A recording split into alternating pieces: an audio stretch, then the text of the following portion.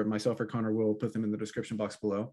CCR finds that Avalanche consumes 35,000 times less energy than Ethereum and 200,000 times less than Bitcoin. The Avalanche public blockchain uses just 0.0005% of the amount of energy consumed by the Bitcoin blockchain and only 0.0028% of that of the Ethereum network. And another way they say it, which is a nice way to visualize it, is that Bitcoin consumes the same energy as 8.5 million US households in a given year, and Ethereum consumes the equivalent of 1.6 million US households in a given year. By contrast, the Avalanche network was found to consume the same amount of energy as only 46 US households, with the average US household consuming, it says 10,000.6 kilowatt hours per year. Here's another way to visualize it.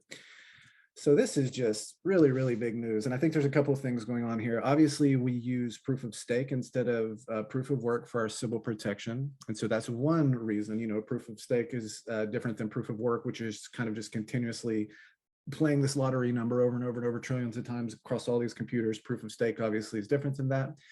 And then also Avalanche consensus is different than Nakamoto consensus in the sense that Avalanche consensus is quiescent and green. Here's another nice little chart. And so in the event that there are no consensus messages being passed around, the entire Avalanche network will just chill out.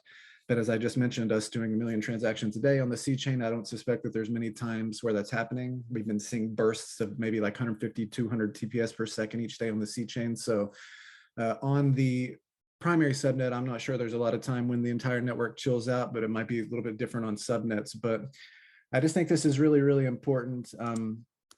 I think we're living during this time where we're seeing human-driven climate change, and I think that's obviously a hot button topic for some people. But there's a spectrum about what people believe. But I think at this point, it's pretty clear that humans are having an impact on the Earth. And I have this theme that I keep harping back to, and I've been saying it for a couple of years. I'm a big fan of trying to extrapolate into the future, and I like taking a couple of data points and extrapolating far out, even though you're not guaranteed to end up there just from the first couple of data points. But it's been my intuition for the past couple of years that we are right on the verge of seeing a generation of technology which is in balance with nature, this idea of biomimicry, right? So we have all these systems in nature which end up being able to find these symbiotic relationships and ultimately sustain over long periods of time. And that's something that our current society doesn't quite have dialed in yet. I don't know that our way of living is totally sustainable, right? If we just stay on this current track, what's the world going to look like in 100 years, 10,000 years? I'm not sure. And that's why I'm confident that necessity is the mother of invention. And there's just, if this is going to sound incredibly crass, but if for no other reason, then there's just so much value, both financially and non-financially, in getting the systems of our world into a sustainable state. If for no other reason than simply being driven by profit and a greed motive, which again sounds crass, but I'm just very confident that humans will create systems which are sustainable in the long term. Part of it will be driven by altruism. Part of us realize that we don't want to pass on a crazy destroyed world to our children, and then some people will just be strictly driven by greed. And I think there's probably a spectrum of in between. But I really like this this news right here, simply because you guys know that I believe that the blockchain is going to be as transformative as the web and potentially greater. I've often said, in the same way the web took the totality of all human knowledge and made it ubiquitous and available at the click of a button, the blockchain has the potential to do that with finance and money. And of course, that's incredibly transformative. And so you would expect systems, or you would hope the systems would emerge, which would, have these type of traits. So I think this is huge. A couple other thoughts, and then I'll pass the mic. Every single hour, enough energy falls on the earth in the form of sunlight to meet greater than 100% of our energy needs, including fossil fuels and nuclear and biorenewable. So every hour we get greater than a year's worth of energy in the form of sunlight. The problem is harvesting it, storing it, and transporting it. But I believe that's what's happening right now when you see things like, Tesla or Solar City or all these other startups. I just read the other day that solar power is the cheapest form of power in all of history, and it's getting cheaper every day. So I'm not entirely positive that the proof of work burning energy thing is a long-term problem, but it's most certainly a short-term problem. And it's a short-term problem in multiple ways. We're burning a ton of energy and not getting a lot out of it. Like how much value is the Bitcoin network actually adding? A lot, probably, as a store of value, but not a ton as a medium of exchange. And then, but perhaps more importantly is it gives bad optics into the cryptocurrency industry. So, a lot of people say, what is the value of cryptocurrency? You're burning up the entire world and you get a handful of transactions a day, because they're, of course, thinking about Bitcoin.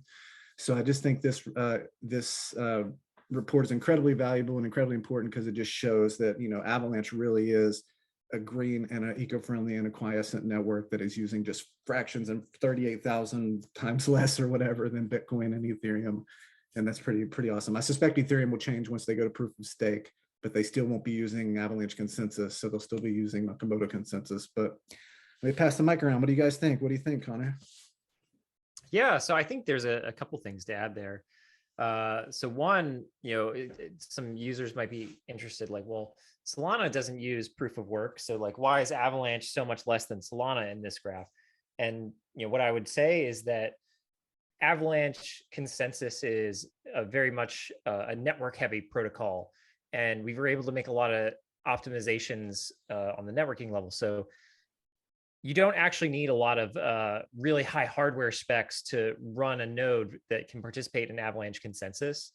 So most of our validators, of which there's about 1,200, use like medium tier cloud machines.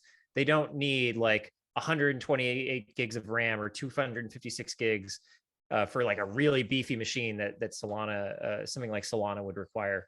And so because we also have smaller hardware requirements, that helps keep our costs down. And yeah, to echo your points, I think you're exactly right. Even if all of crypto runs on clean energy, there's still a lot of negative externalities to proof of work that Avalanche consensus helps us move away from.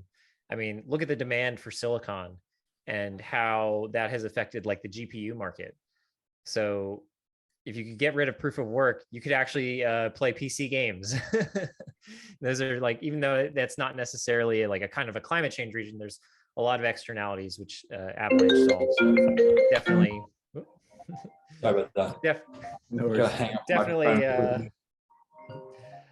Yeah, and this also affirms a lot of the other reports we've seen. From I know we worked with Materium to try to get another certification. We actually did buy a set of carbon offsets to offset the environmental impact that we do have. So, by some accounts, we are carbon neutral, though I know people calculate some of these numbers differently, so it's hard to say. But yeah, Aaron, what are your thoughts? Yeah, I mean, I think obviously you look at this graphic and it's great that we've made a large improvement. I think the reason Avalanche was founded was, looking at the crypto industry being what it was. The founder, Agun, really just kind of saw we can do better. And this is kind of showing like a realization of that vision that at least this metric, and this is an important metric to me, I think, is that like we are doing better in terms of using less energy. To follow up on a combined point from you guys on, just even if we are using 100% clean energy, if we're using more energy than we need, there's still a negative externality because, we've gotten to a point where we've used the world is in kind of a bad place in terms of climate change. We have a lot of carbon that's already in the atmosphere, so the less that we can use, the better, right? So we have to, like, if you're thinking about combating climate change, you have to create more sources of clean energy, but that's not really enough. You have to also continue to use less because it's kind of a race at this point, right? In order to replace those bad sources of energy. So whatever we can do to reduce that is great. And so I think the fact that Avalanche has made a big step here is awesome. And I think also, everyone, we've always known that we were going to be way more green than these other proof of work protocols, just based on the fact that we're not doing a complex hash puzzle. If you look at the infrastructure that Bitcoin and Ethereum and other proof of work protocols are running on, they set up massive mining rigs using all those GPUs that you mentioned, right? It's a very, very heavy intensive protocol that's using a massive amount of electricity. And the reality is, that's part of Nakamoto consensus. That's very, very tightly coupled to their consensus protocol. So Ethereum moving away from that is going to be great too, because they're obviously a massive network. So you can see there is at 17 billion kilowatt hours. That's going to be reduced drastically when ETH2 hits. So that's going to be a fantastic thing because they're not going to be using nearly as much. They're going to be shifting away from proof of work. And it's great to see also that Avalanche is doing even better than Solana in terms of the amount of energy that it's consuming. And one comment to add to that, I think part of that might be Solana is based on a proof of history type of protocol. And so a large part of that is that they are taking hashes over and over again in a somewhat similar way to how proof of work behaves. They're obviously not in the same competitive market of everyone's trying to create that as fast as possible, but part of their protocol is based on taking hashes repetitively, which can be easily verified as correct if you have all of them by parallelizing it. So you can basically prove that you've spent some amount of time doing something. And so that makes it a very hashing driven protocol. And that's a very complex and expensive operation. That's, I think, probably part of what makes Solana a little bit more expensive. And also the way that they verify that proof of history is by parallelizing that operation. So you have to parallelize that along a large number of cores in order to verify all of that. And that takes up a large amount of computation.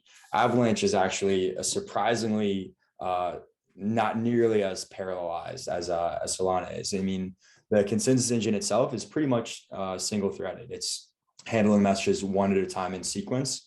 And so it's not actually nearly as parallelized. So it's using much less hardware to reflect that. It doesn't need to use 16 cores necessarily, because not all of them will be used by that actual consensus protocol.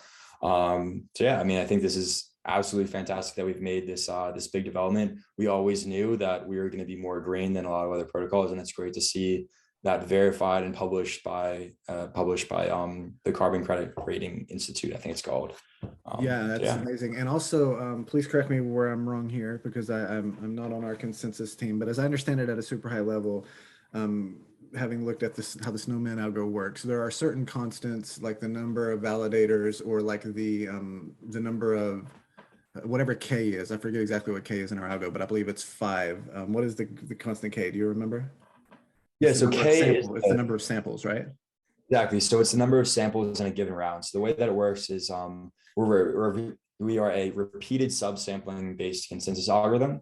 And so K is the number of nodes to sample in a given round. And alpha is the number of nodes that have to report a positive response in order to increment our confidence for something. So for example, and right now K is 20, I think alpha is 16. I could be slightly wrong on that.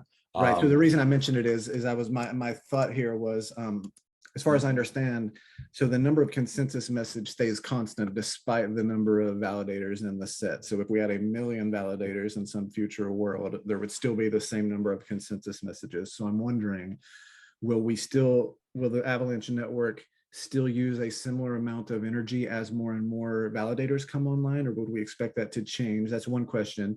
And then how do subnets affect the amount of energy we're burning? Will it go up like crazy then, or do you have any insights on either of those questions?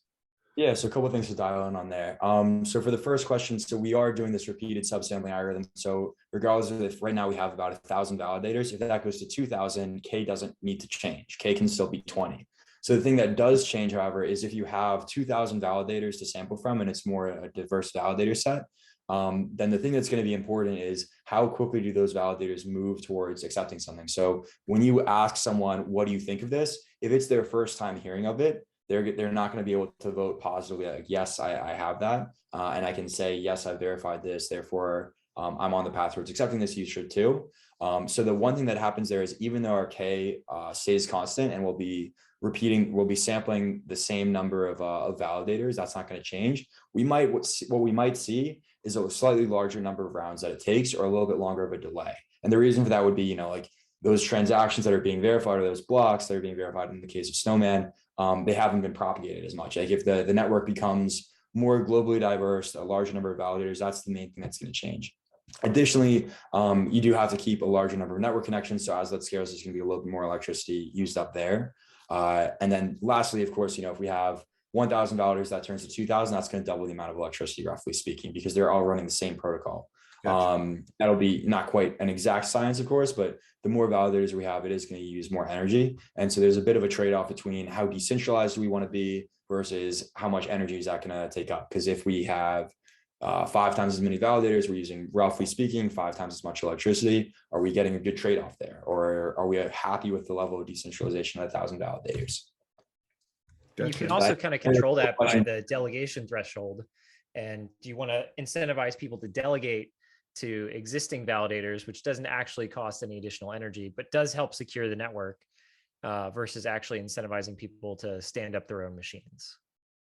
Yeah, I mean, it's great when people delegate instead of validate as well. I mean, I think more validators is definitely better for decentralization. If somebody delegates, they're not really participating. They're delegating their weight to someone that's already in consensus, but they're not really adding an additional party that's a member of consensus. They're just putting their weight behind someone. So it doesn't add to the level of decentralization as much as adding a new validator does. And also, most people, when they delegate, maybe they delegate to a node that's of somebody they know, maybe they delegate to a known operator. But a lot of the time, people delegate, they go to Avascan and they see somebody's node who's been operating for a while and has like 99% uptime, and so they delegate to that, which isn't necessarily something that they've verified that information that it's going to be a good, correct node. So there are trade-offs there to whether or not we're actually getting more decentralization out of delegations, but certainly that's a lever that can kind of be played around with. If it's a much lower delegation threshold, it's 25 Avox, I believe, as opposed to 2,000. It's 25 Avox to delegate as opposed to 2,000 Avox to validate. So a lot of people who have maybe 100 Avox, 200 Avox, which is a decent amount of money, will choose to delegate instead of validate. And honestly, if you have if you're investing that amount into some form of validation, either delegation or validation, delegating or validating, then it can end up being a better investment of your money. Because if your AWS costs are roughly fixed at maybe $100 a month, if the 2% fee that you're going to pay to the validator or to delegate to them is going to be more than that, or sorry, if it's going to be less than that, then you might be better off delegating. But once you get to a much larger amount, then it typically is a much better investment to validate. It depends very much on your technical expertise too, if you would prefer to run your own node or not.